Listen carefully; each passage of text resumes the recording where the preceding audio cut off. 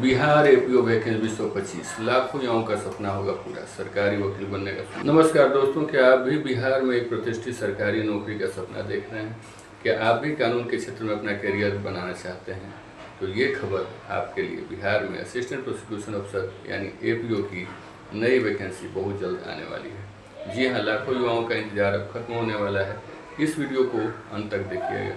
Bihar APO की vacancy उन सभी लॉ ग्रेजुएट्स के लिए एक शानदार अवसर है जो सरकारी सेवा में आना चाहते हैं। एपीओ यानी सहायक अभियोजन अधिकारी एक ऐसा पद है जहां आप सीधे आपराधिक न्याय प्रणाली का हिस्सा बनते हैं। आप सरकार की ओर से अदालतों में केस लड़ते हैं और न्याय दिलाने में एक महत्वपूर्ण भूमिका निभाते हैं। यह सिर्फ एक नौकरी नहीं बल्कि समाज सेवा और सम्मान का पद है। और अच्छी बात यह है कि बिहार में इस पद के लिए ज़बरदस्त डिमांड है और सैलरी भी काफ़ी आकर्षक है। 70,000 से 80,000 तक का आपको इन हैंड सैलरी यहाँ पर रहने वाला है और साथ ही अन्य भत्ते भी हैं। तो ये नौकरी आपको फिनेंशियल लेवल पर भी एक बहुत ही आपको उन्नत पोजीशन पर ला सकती है। जान लें कि आखिर ये एपीओ होता क्या है। तो एपीओ राज्य सरकार द्वारा नियुक्त कानूनी अधिकारी होता है जो मजिस्ट्रेट स्तर पर आपराधिक अदालतों में राज्य का प्रतिनिधित्व करता है। तो ये मजिस्ट्रेट स्तर पर है, इसकी बात आपको जानकारी होनी चाहिए।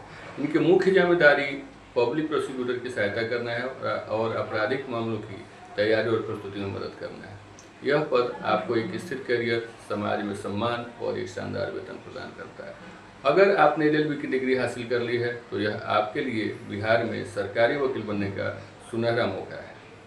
अब बात कर लें एलिजिबिलिटी की, तो योग्यता क्या है। तो योग्यता में होता है आयु सीमा, ठीक है, की है। तो बात करते हैं इसकी एलिजिबिलिटी क्राइटेरिया की।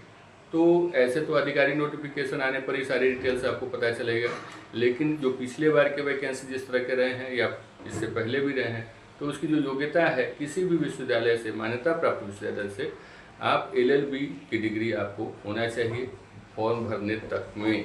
ये नहीं कि बाद में, फॉर्म भरने तक में आपके पास योग्यता होनी चाहिए।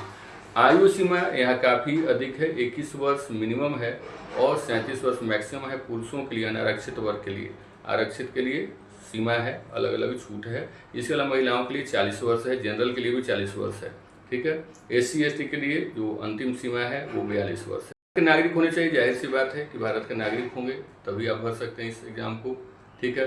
अब देखिए एग्जाम पैटर्न की बात कर लें तो जैसा कि आपको पता ही होगा कि प्रीलिम्स होते हैं, मेंस होते हैं और इंटरव्यू, मतलब इससे 3 टियर एग्जाम।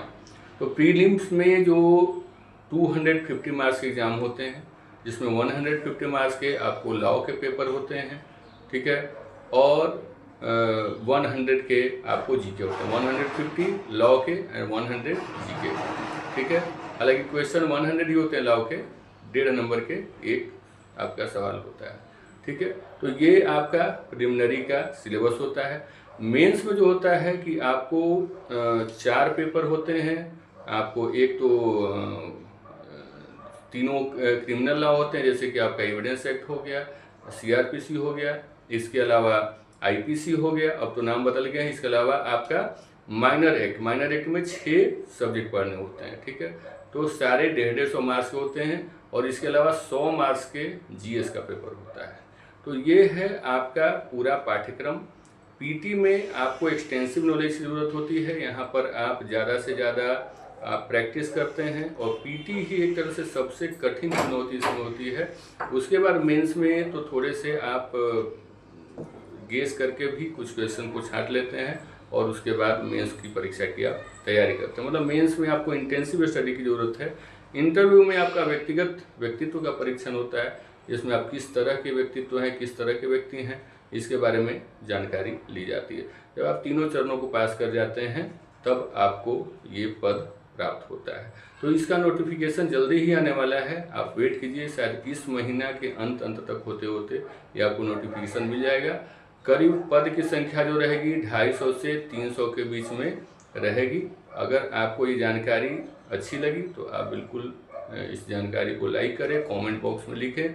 हमारे यहाँ कोर्सेज भी उपलब्ध हैं एपीओ के लिए, लगातार बैचेज जारी हैं।